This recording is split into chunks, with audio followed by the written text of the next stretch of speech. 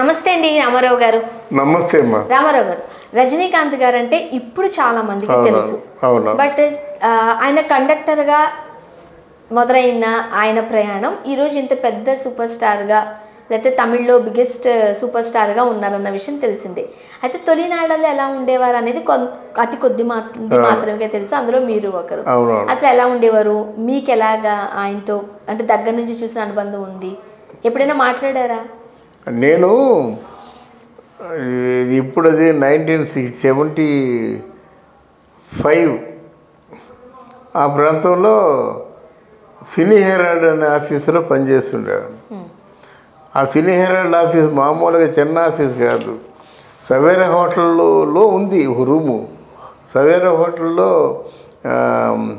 ఇది రిసెప్షన్ వెనక మంచి బ్యూటిఫుల్ రూమ్ అన్నమాట. ఆ రూమ్లో సినీ హెరాల్డ్ ఆఫీసు. అక్కడికి వచ్చేవారు ఆర్టిస్టులు అందరూ. ఆ రోజు సాయంత్రం అయిపోయి నేను ఏదో రాస్తుంటే ఎవరో చూస్తున్నారు. నల్లగా ఉన్నాడు, జిడ్డు మొహం అంతా కుర్రాళ్ళలాగా ఉన్నాడు. చూస్తున్నాడు, ఎవరు అనుకున్నాను. ఇంక వెళ్ళిపోతున్నాం అన్నమాట. సార్ అని చెప్పి, బాబు అంటే రజనీకాంత్ తెలుస్తుంది కదా, చిన్న అప్పుడు వేషాలు వేస్తున్నాడు, పెద్ద వేషాలు వేసేవాడు కాదు. ఏం బాబు అని చెప్పి కనుక్కుంటే, ఏమి లేదు సార్, నేను ఇప్పుడు వేషాల కోసం ట్రై చేస్తున్నాను, మీరు సినీ హెరాల్డ్లో ఏవైనా నా గురించి పరిచయ వాక్యాలు ఇంటర్వ్యూ లాంటిది రాస్తే బాగుంటుంది అని చెప్పేసి చాలా చాలా గౌరవంగా చాలా ప్రేమగా అడిగారు అన్నమాట. సరే ఇప్పుడు వెళ్ళిపోతున్నాను బాబు, నేను మీ ఇల్లు ఎక్కడో చెప్పు అంటే, ఇక్కడే సార్, పక్కనే సార్ అన్నారన్నమాట. మా సినీ హెరాల్డ్ పక్కనే సర్వేపల్లి రాధాకృష్ణ గారి ఇల్లు. ఆ సర్వేపల్లి రాధాకృష్ణ గారి ఇల్లు తర్వాత మ్యూజిక్ అకాడమీ బ్యాక్గ్రౌండు పూడిపేటలో ఒక చిన్న గది, 20 రూపాయలు ఎంతో 50 రూపాయలు గది. ఆ గదిలో ఒక 4 ఫ్రెండ్స్ ఉండేవారు. 4 ఫ్రెండ్స్లో రజనీకాంత్ ఒకడు. అది 4 ఫ్రెండ్స్ ఉండేవారు. ఇంట్లో కుర్చీలు లేవు, అవన్నీ కూడా చాపలే. అంటే మామూలుగా మగవాళ్ళు బ్యాచిలర్స్ ఇల్లు ఎలాగ ఉంటుందో అలాగ ఉండేదన్నమాట ఇల్లు. అంటే అప్పుడు మొత్తానికి టీ అనా ఎంతో మాకు తెలీదు, అర్థమో తెలియదు.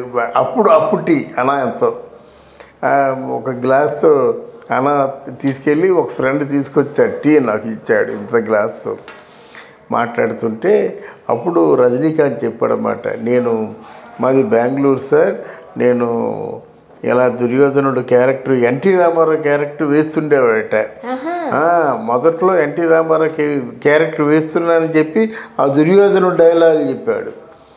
చెప్పి తర్వాత నేను బాగా మైమది చేస్తానండి, ఇలా చేస్తానండి, క్యారెక్టర్ కోసం చూస్తున్నాను.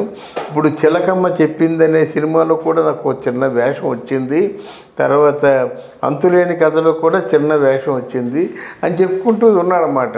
తర్వాత అప్పుడు చాలా సరదాగా ఉండేవాడు, చాలా నవ్వుతూ ఉండేవాడు.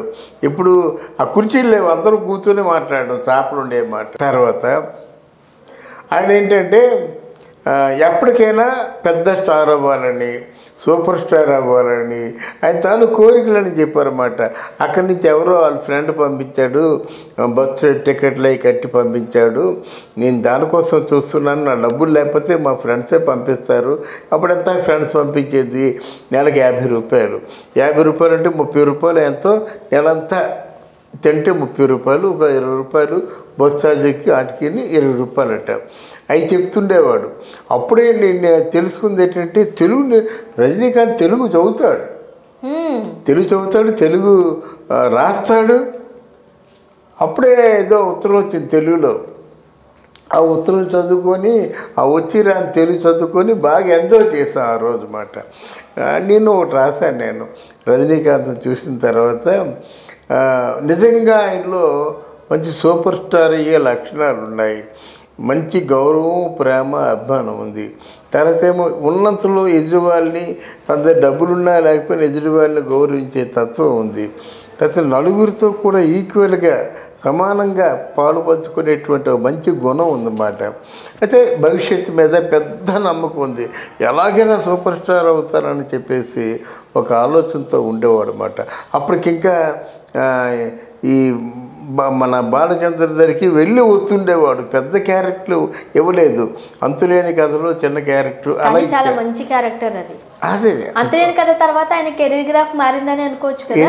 అంతులేని కథ తర్వాత ఆయన కెరీర్ గ్రాఫ్ మారిందని అనుకోవచ్చు. ఆ కెరీర్ గ్రాఫ్ మారాయి, అంటే పెద్ద సినిమాలు వచ్చాయి కానీ అంతులేని కథ పెద్ద ఏం కాదు. అంతులేని కథలో ఏంటంటే ఆ లాస్ట్లో బాగా సింపతి గెయిన్ చేస్తారనమాట. ఎవరో వీళ్ళను ఏదో ప్రధానమైన పాత్ర దీపపు సమ్మెలు ఉంటాయి కదా, దాంతో పొడి చేస్తాడు. అక్కడ బాగా సింపతి గెయిన్ చేస్తారనమాట. తర్వాత హీరో క్యారెక్టర్లు చాలా చేశారు కదా.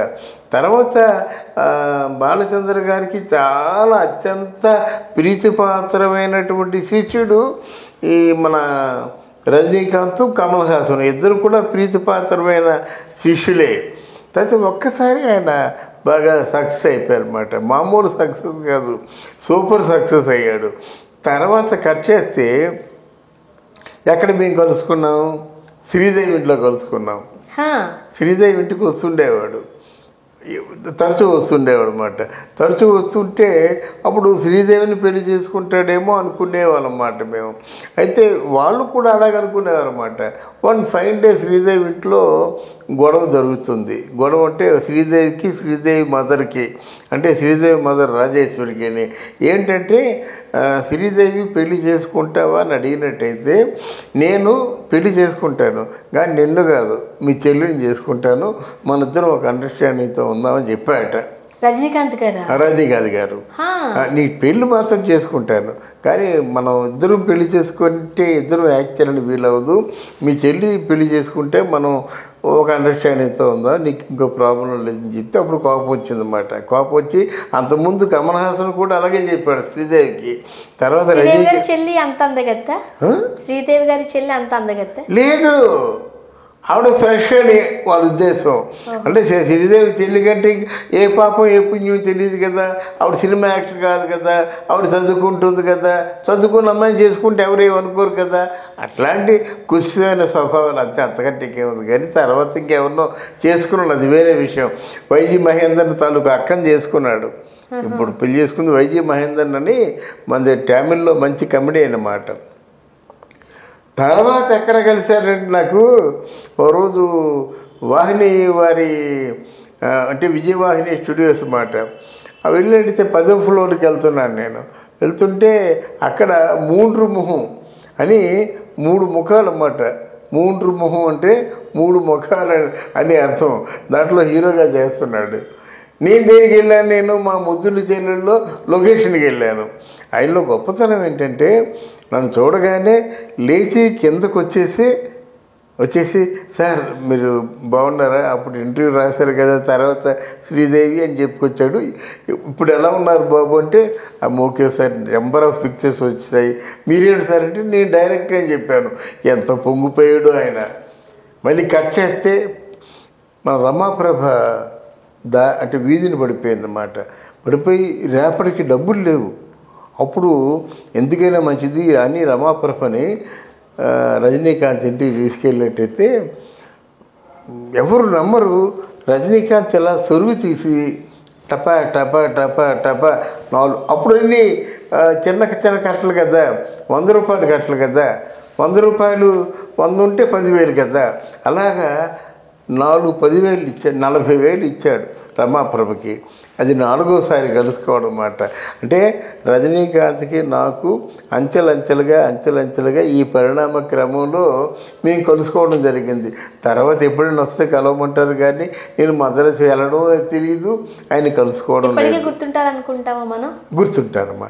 ఎందుకంటే 9 రోజులు కదా, 9 రోజుల్లో నేను కూడా ఏం చేస్తానంటే బాగా ఎవరు వచ్చినా బాగా గౌరవిస్తాను. నేను ఆర్టిస్ట్ కదా, మిగతా వాళ్ళు గౌరవించరు, నేను అంటే బాగా గౌరవిస్తాను. అంటే వాళ్ళు మనలాగా వచ్చేవాళ్ళు కదా, మనకంటే పెద్దవాళ్ళే కదా. అది ఎప్పుడు నేను ఇక్కడ మనం పనిచేస్తున్నాం కదా, ఇక్కడితో ఉండిపోవాలనే ఫీలింగ్ కాదు, జీవితాంతం మనం గుర్తుండేలా మనం చేసుకోవాలి. ఎవరిని అంటే ఎవరి తగ్గించాలో అదే కోరుకుంటాను నేను. జీవితాంతం మనం గుర్తుండిపోవాలి, మనల్ని వాళ్ళు అలా చూసుకోవాలి, వాళ్ళు మనం అలా చూసుకోవాలి. మంచి విశేషాలు తెలియజేశారండి. థ్యాంక్ యూ అమ్మా, థ్యాంక్ యూ వెరీ మచ్.